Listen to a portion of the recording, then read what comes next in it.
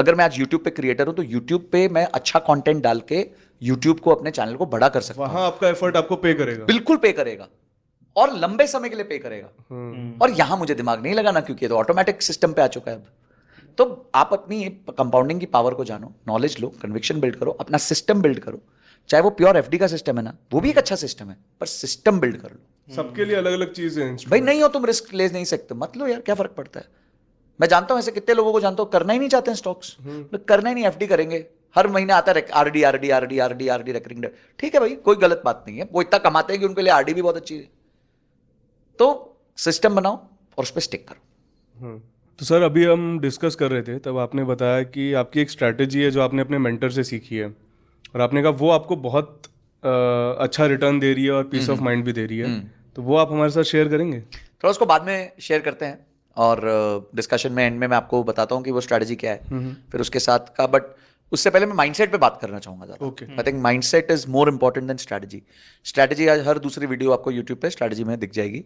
हर जन की अपनी स्ट्रैटेजी होती है। जैसे मैंने कहा कि आपको पहले अपने आप को जानना जरूरी है। तो आप जब अपने आप को जानते हो, आप बॉक्सर हो, गोल्फर हो, वो डिसाइड करो। सेकंड, आप इस मार्केट से क्या एक्सपेक्टेशन लेके आए हो। अगर आप, वो वॉरेन बफे का इस पे भी बहुत अच्छा स्टेटमेंट है, अगर आपको रिश्ता लंबा निभाना है तो अपेक्षाएं कम रखो। तो क्या होता है, जैसे पार्टनर्स में भी अगर आप अपने पार्टनर के साथ रिलेशनशिप निभाना चाहते हो, चाहे वो बिजनेस पार्टनर है, लाइफ पार्टनर है, अगर आपकी एक्सपेक्टेशन कम होगी इससे, तो डेफिनेटली वो लंबा चलता है रिलेशनशिप। तो इसी तरह अगर आपकी मार्केट से एक्सपेक्टेशन रीजनेबल होगी, आप ये सोचो मैं सालाना डबल करूंगा, तो वो रिश्ता ही नहीं निभेगा, फिर आप मार्केट छोड़ के चले जाओगे। बट अगर आप ये सोचते हो नहीं यार मैं 12, 14, 15% कमाऊंगा, average returns for above average number of years, बस ये अगर आप थीसिस रखोगे तो कमा लोगे। तो पहले आप अपना आइडेंटिफिकेशन कर लो कि आप क्या नेचर के हो, आपकी एक्सपेक्टेशन करेक्ट कर लो। और तीसरा चीज, उसको पागल की तरह प्रैक्टिस करो। पागल की तरह प्रैक्टिस करो, इतना प्रैक्टिस करो कि आपकी मसल मेमोरी बन जाए। मसल, जैसे मसल मेमोरी होती है ना, रिफ्लेक्स एक्शंस जिसे आपकी इंस्टिंक्ट का पार्ट बन जाए। इंस्टिंक्ट का पार्ट बन गया। अब आपको फिर है ना बहुत सारी चीजें, लोग कहते हैं ना इसका इंस्टिंक्ट बहुत स्ट्रांग है, ये बिजनेसमैन का इंस्टिंक्ट बहुत स्ट्रांग है, गट फीलिंग बहुत स्ट्रांग है। वो गट फीलिंग नहीं है, वो उसका प्रैक्टिस है पिछले 20 साल का एक्सपीरियंस, जो अब उसका गट फीलिंग बन चुका है। क्योंकि उसका इंटरनल प्रोसेसर इतना तेज हो चुका है कि उसको इंफॉर्मेशन जैसे ही मिलती है वो इमीडिएट थ्रो कर देता है कि बॉस ये ऐसा ही एक्शन होगा, यही करना है। उसको सोचना नहीं पड़ता क्योंकि उसका प्रोसेसर तेज हो गया। वो कैसे तेज हुआ है? Because of continuous practice, feedback loops, feedback mechanisms, कहां गलती हुई, क्या ठीक करना है, अगली बार क्या नहीं करना है। जब तक आप ये प्रश्नावली करोगे अपने आप से, you will be better. So on strategy I am not, मतलब वो हम बता ही देंगे, कोई बड़ी बात नहीं है। But I think the first thing is कि हमें माइंडसेट पे लोगों को बहुत ज्यादा फोकस करना चाहिए। Mindset is completely, you have to become very very immune to everything. आपको सिर्फ आप और आपकी स्ट्रैटेजी, दैट्स इट। मार्केट ऊपर जाएगी, नीचे जाएगी, मार्केट साइडवेज रहेगी, मार्केट गिरने वाली है, चढ़ने वाली है, वॉरेन बुफे ने शेयर्स बेच के कैश अंदर कर लिया है, जस्ट फॉरगेट ऑल दिस। आप, आपकी स्ट्रैटेजी, आपका रिस्क मैनेजमेंट, आपके रूल्स, आपका स्टॉप लॉस, दैट्स इट।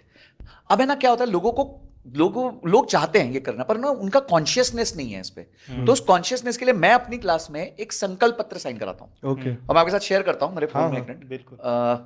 तो संकल्प पत्र में ना मैंने 9 चीजें आइडेंटिफाई करी हैं जिसकी वजह से एक ट्रेडर, या मतलब जो बंदा डेली ट्रेड करता है, वीकली, मंथली, जैसे भी ट्रेड करता है, वो लॉस कर रहा है। तो मैं वो आपके सामने वो 9 पॉइंट्स रखता हूं, और वो 9 पॉइंट्स हैं, जस्ट 1 मिनट। तो इसमें मैं बताता हूं, सबसे पहला पॉइंट है डिसिप्लिन।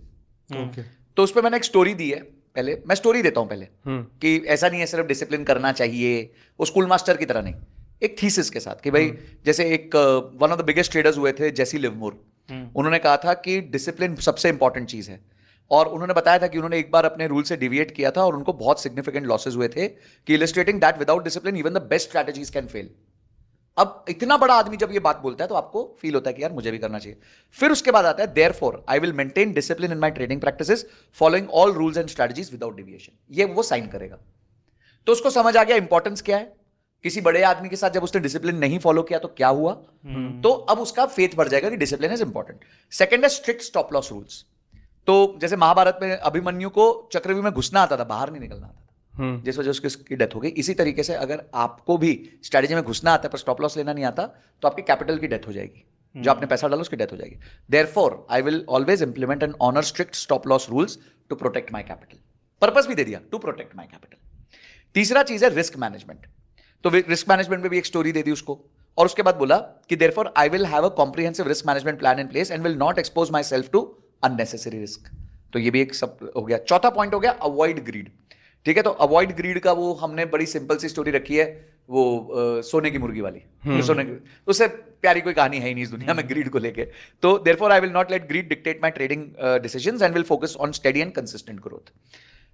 पांचवा है बैक टेस्टिंग। बैक टेस्टिंग बहुत इंपॉर्टेंट है। एड सेकोटा करके बहुत बड़े ट्रेडर थे, उन्होंने इंपॉर्टेंस बताई थी कि बैक टेस्टिंग के बिना आपको कोई भी स्ट्रैटेजी को इंप्लीमेंट नहीं करना चाहिए। Therefore I will back test any new changes to my trading strategy before implementing them in live trading. क्या होता है कि जब आप स्ट्रैटेजी कर रहे होते हो तो उसको ऑप्टिमाइज करते रहते हो बीच बीच में, कि चलो यार एक काम करते हैं, मैं स्टॉप लॉस को ऐसे करूंगा तो देखता हूं क्या है। तो मैं लोगों से पूछता हूं, मुझसे मत पूछो, मेरी क्लास में बोलता हूं मुझसे क्यों पूछ रहे हो, बैक टेस्ट करो। आपको लगता है कि स्टॉप लॉस मैं 3% का नहीं 5% का लेता हूं सर, मेरे को ज्यादा स्पेस मिल जाएगी, हो सकता है स्टॉप लॉस अभी 12 में से 4 बार लग रहा है, हो सकता है 12 में से 2 बार लगेगा। तो देख लो जी, आप बैक टेस्ट करके देख लो, मेरे से क्यों पूछ रहे हो, बैक टेस्ट करो, फिर मेरे साथ डिस्कस कर लो। फिर next test long term focus रखेंगे। फिर वॉरेन बुफे की स्टोरी दे दी, तो therefore I will aim to earn and grow my wealth over the long term, avoiding the temptation of short term gains. सातवां पॉइंट है अवॉइड टिप्स एंड ग्रुप्स। तो tips and groups तो हमारे को अवॉइड ही करने हैं कि भाई वो टेलीग्राम पे मैं 10% डेली बना दूंगा, 10% डेली बना दूंगा, दुगना कर दूंगा, तिगना कर दूंगा, यूजलेस चीजें। एट है continuous learning and trading journal. Trading journal maintain करना बहुत जरूरी है। आज मैंने क्या ट्रेड लिया, उसका क्या मूवमेंट हो रहा है, कहां गलती होगी, कौन से पॉइंट पे मेरे को चेक रखना है, तो वो सब मेंटेन करना जरूरी है। और लास्ट में है इमोशनल कंट्रोल। ठीक है, तो ये 9 पॉइंट्स है जो मुझे लगता है कि काफी वेल कवर्ड कर देते हैं जो भी एक व्यक्ति की ट्रेडिंग जर्नी होती है। तो उसमें ये 9 ही बड़ी गलतियां वो करता है।